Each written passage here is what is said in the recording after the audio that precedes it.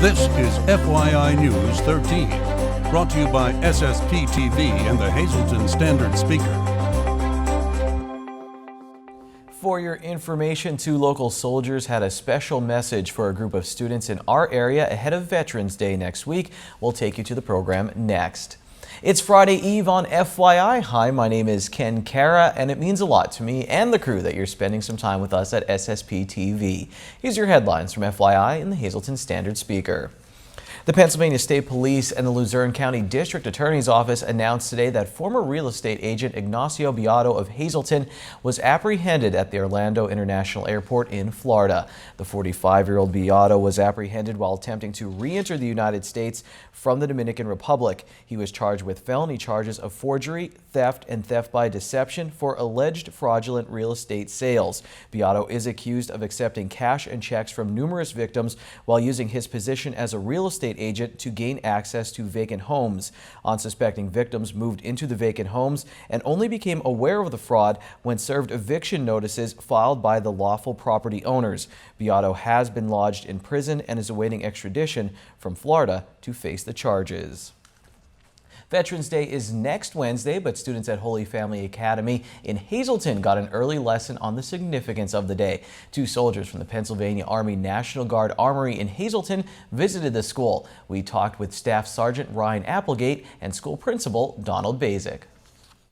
Well, the students, we coordinated with Allison Leonard, who's our PTO liaison, and she really wanted to impress on them why they got off the holiday, that it wasn't just a day off of school, but there's a meaning behind it, and there's a lot of sacrifice from previous veterans to explain that to them so they understand. We brought a couple of helmets, our vest with the bulletproof plates and a gas mask, just some of the stuff that we use in our day-to-day operations. It's important for our kids to know exactly why they have the things they have and why they have the actual life that they have here in our area. And that comes through learning where our country has been. The veterans can give them a unique perspective on some of the things that had to be done so that our country could be the great country that it is today. So we're fortunate in that we do get cooperation from local veterans to come in every year, bring some of the things that they've used in their service, and be able to talk to our kids and answer a lot of the questions that they have, which are really very good questions about why we are the great country that we are. Well, tomorrow is First Friday in downtown Hazleton, and among the many events taking place, a performance at the PTPA. The Pennsylvania Theater for Performing Arts, PTPA, is having their Fall Youth Workshop production actually that Friday. So you get to see the kids that have been involved in the fall workshop actually produce. It's called Once Upon a Mattress, and so that'll be pretty exciting. And the whole focus of all the activities tomorrow will be around veterans as well. Most of them, yes. Most of them, that's our theme for the month, and so we're looking for, for businesses and for all the organizations to be involved in that way. For a complete list of events, you can go to downtownhazleton.org, and we'll have more on FYI a little later, including an event on First Friday. We'll have more, and that includes an event with dogs downtown. My wife is so excited for that event, I can't even tell you. Well, this Saturday, the Tamaqua American Legion Post 173 will present its annual Veterans Day Parade. Leading this year's event will be 79-year-old Charles Charlie Linkhorst of Lake Hotto, who will serve as Grand Marshal. Linkhorst enlisted in the Army at the age of 17 and served in the Korean War. He's also a 50-year member of the Tamaqua American Legion. Parking will be restricted along the parade route, and there will be a brief service after the parade outside the Tamaqua American Legion Post 206 on West Broad Street. Organizers are encouraging everyone to drive, ride, or walk in the parade. No pre-registration is required. Staging begins at 9 a.m. and the parade steps off at 10 a.m. For more information, you can call 570-668-1234. Valuable equipment taken from firefighters as they battled a fire is now back where it belongs. This is video of the equipment being returned to the firefighters. The video is courtesy of TamaquaArea.com. The radios and tools were taken from a fire company vehicle as firefighters worked to extinguish a fire on Biddle Street yesterday. A juvenile will be charged as a minor in connection with the incident. Your generosity is needed to help an organization dedicated to helping others. Here's Lisa Sugart with more of the details. Have you given yet to the 2016 Schuylkill United Way campaign? Here to tell us all about this year's campaign is Michelle Halliburra, and she is the Director of Community Relations for the United Way. Michelle, you guys have an ambitious goal for this year for the United Way campaign. We do. Our campaign theme is Build a Better Tomorrow, and we're hoping to raise $1,016,000. That's a lot of money. So is your need growing that it's such an ambitious goal, or is just this what it takes to, handle the United Way in Schuylkill County? Well, we try to raise more every year. Our agencies need more every year. Unfortunately, need is growing for services, and so we feel the goal appropriately reflects the need that our agencies are facing. And the more funds let us do more in the community, and so really the more the better. Now, there are 15 agencies associated with the Schuylkill United Way.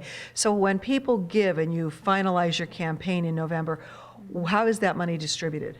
Well, the agencies let us know what they need. They write up an ask, which lets us know, it's kind of like a program ask, lets us know what they're doing, what they need money for, and then our allocations that we give them are based off of that need that they have. Now, the campaign kicked off on September 11th, and there's still time for everybody to give. So how long do they have? When does it all wrap up? November 20th is the actual end date of the campaign. That's when we'll be having our campaign appreciation breakfast at Penn State Schuylkill. Anybody who's interested in attending, it's $20 to attend. It's a great program, and that's when we'll announce our final fundraising total and announce a lot of other award winners and people who've contributed to the campaign. So we do ask that all donations come in by November 19th so that we can properly calculate everything. And there's a chance for those that give a certain amount to be entered for some great prizes as well. Right, with a donation of $78, and that's for the entire year for the 2016 campaign, you are eligible to win a car. And so that's a very good prize for a donation of $78. And so, we encourage the community to donate, and we're happy to answer any questions that anyone may have. Our office phone number is 570-622-6421, and you can also find us online at schuylkillunitedway.org. So now when people want to give, and I know they're all listening right now and they're saying, I'm going to dig into my pocket and give, what are their options as how they can give? Like what way? Can they do it online? Sure, they can do it online. We do have a Donate Now button on our website. They're more than welcome to mail in a payment, and our information on mailing is also available on our website. And they can certainly call the office if they have any questions and want to know the best way to donate. We're happy to walk anybody through if they're interested in giving. Well, sounds good. I see that you guys are already more than halfway towards that very ambitious goal. Are you confident that the community will come through like it always does? We are confident, and we're so thankful for the community. The more money we raise, like we said, the more good we can do in the community, the more good our partner agencies can do. And so we're just looking forward to continue to work towards that goal, because of course it does take work. It's lots of presentations and just lots of community outreach to let people know what the Schuylkill United Way does, what our partner agencies do. So we're hoping to work together and reach that goal of $1,016,000 by November 20th. All right, you heard it. Make your donation by the 19th so that they can celebrate big time on the 20th. Thanks, Lisa. I have a question for everyone right now. Have you gotten your tickets to the Standard Speakers Taste of Home Cooking Show? There are a limited number of tickets still available for this national cooking show being presented this Saturday at the Wiltsey Performing Arts Center in Hazleton. Tickets are just $15, and you can purchase them at the Standard Speaker on North Wyoming Street in Hazleton. No tickets will be sold at the door. Now, if you cannot get to the Standard Speaker, you can call and place your order and pick up your tickets the day of the show. SSPTV is a proud sponsor of this fabulous event. Doors open Saturday at 1 p.m. with a vendor expo until 3 p.m. Bring a non-perishable food item and your name will be entered to win one of 2 seats on stage in a Lazy Boy recliner provided by Grand Central. The winners will get to take the chair home with them. Donations can be dropped off at the Berger Family Dealership's truck at the show and will benefit the Valley Food Pantry. For more information, check out today's special section in the Hazleton Standard Speaker, or you can call 570-501-3505. Coming up next, your local weather forecast and more on First Friday in downtown Hazleton. And later in sports, it's the running of the Cougars. We talk with some members of the Hazleton area cross country team ahead of the state championship meet.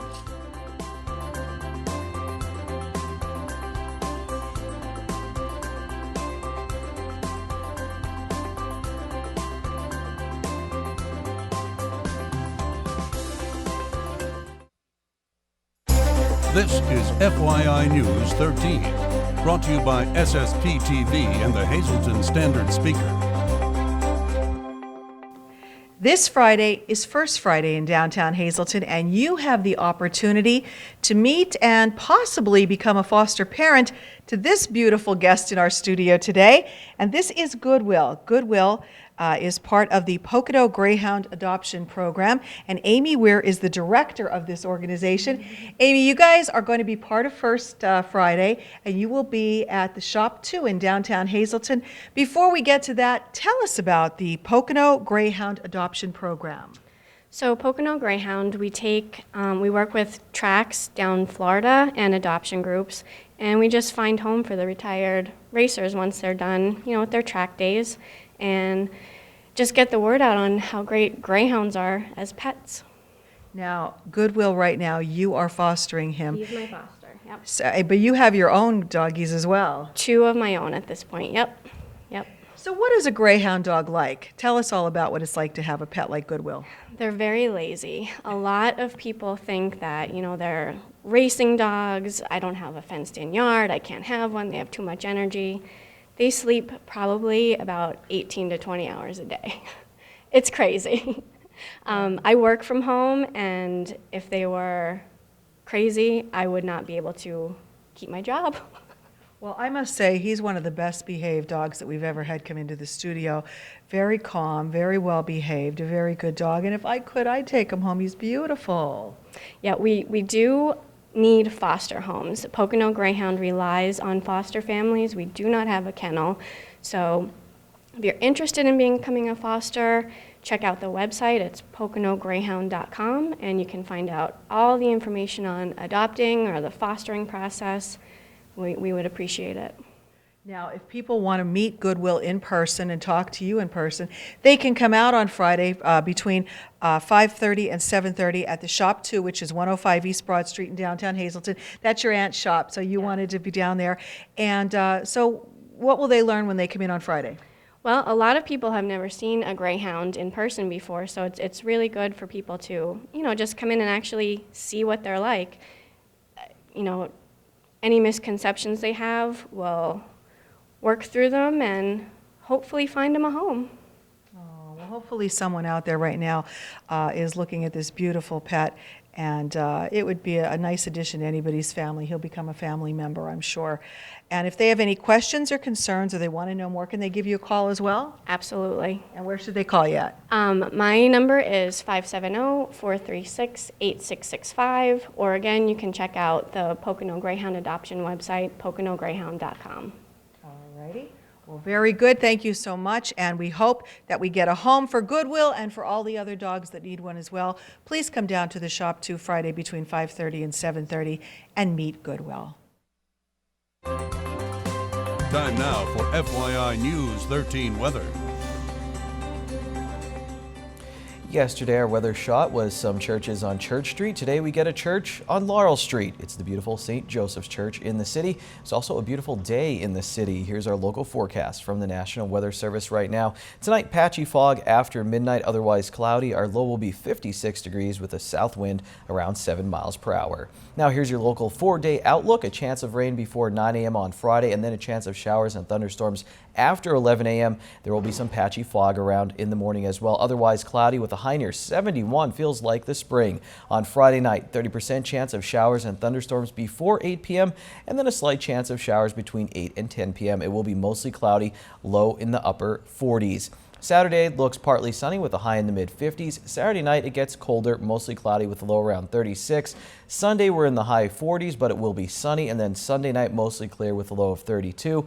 Monday sunny with a high near 51, and then on Monday night partly cloudy. Our low will be 36 degrees. Let's move on. Let's go to our lottery numbers. Green screen time. Pick 2 on your midday winning Pennsylvania lottery numbers 03, pick 3 260, pick 4 0379, and pick 5 39372. When we come back, it's the Hazleton Area Cougar cross country team. We'll talk with some of the members heading to states. Right now on FYI, it's time for Law Talk.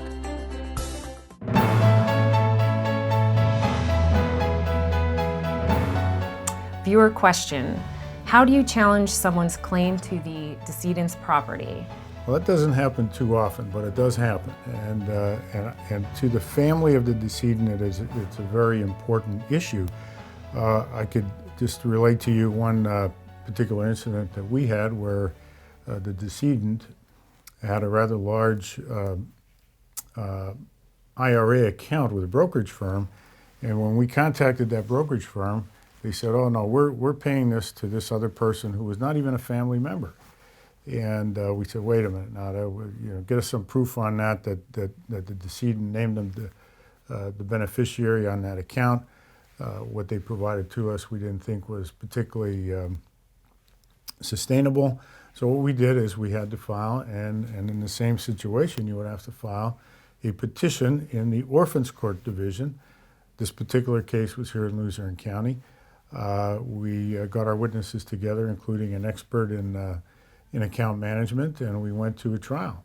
And we had a trial before the Orphans Court judge, who decided that, in fact, we were right, the brokerage house was wrong, and ordered the brokerage house to pay the account to our client, who was the decedent's son. As I said, it doesn't happen too often, but certainly it's an important issue. And if it does happen, you can't just rely on what you are told, particularly if it's something that's odd or different or something you don't agree with. And if you don't agree with, you must ask for documented proof that it was the intent of the decedent to have that account go by beneficiary designation to someone outside the family.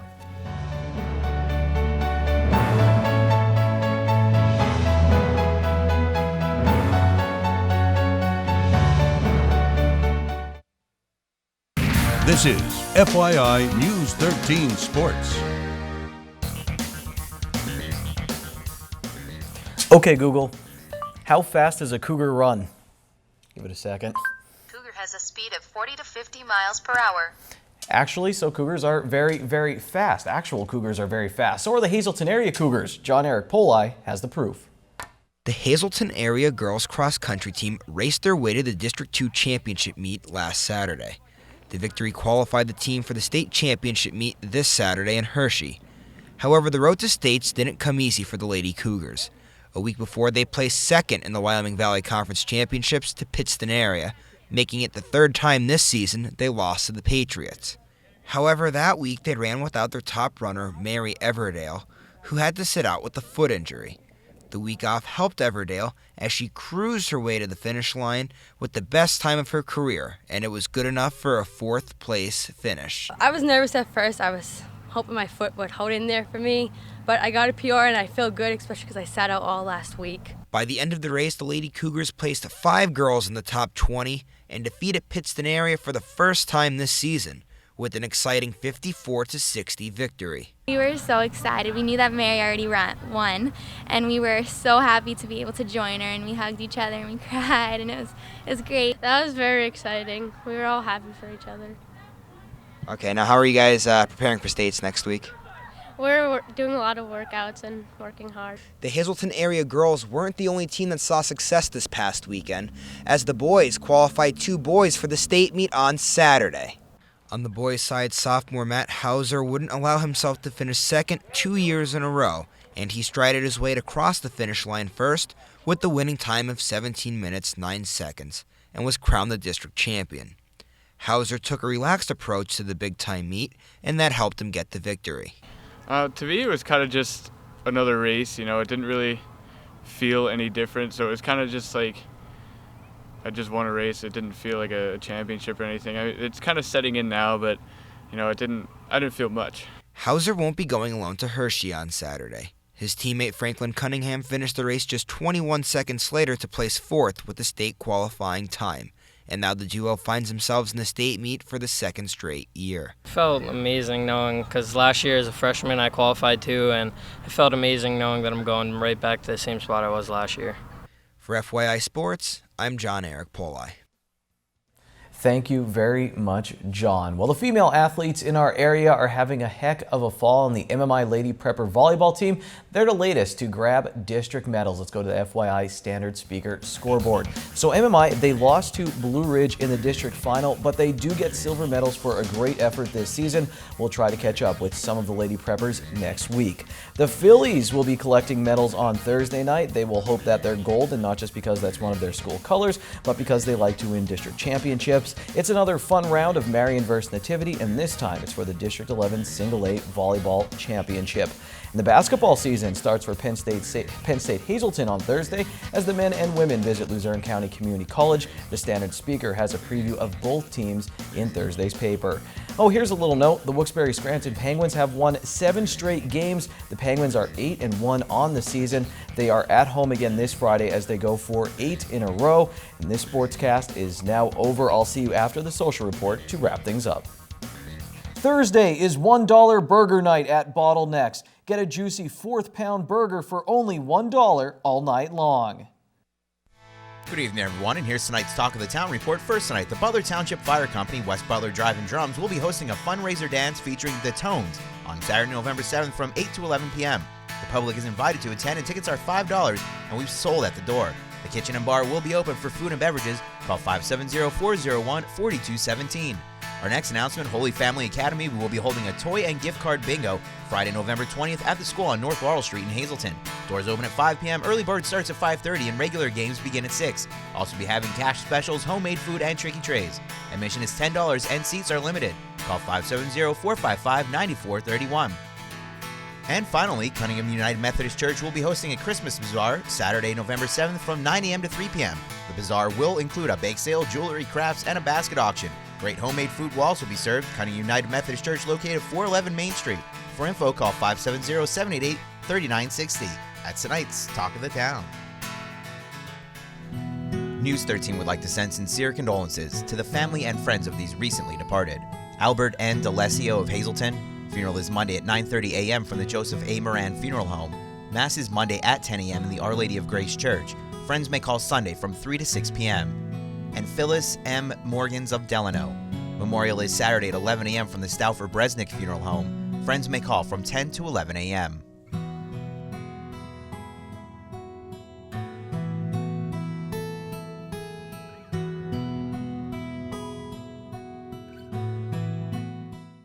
Attention pay-per-view subscribers, if you see your name right now on News 13, you'll have 13 minutes to call in and win a free movie from Service Electric Cablevision.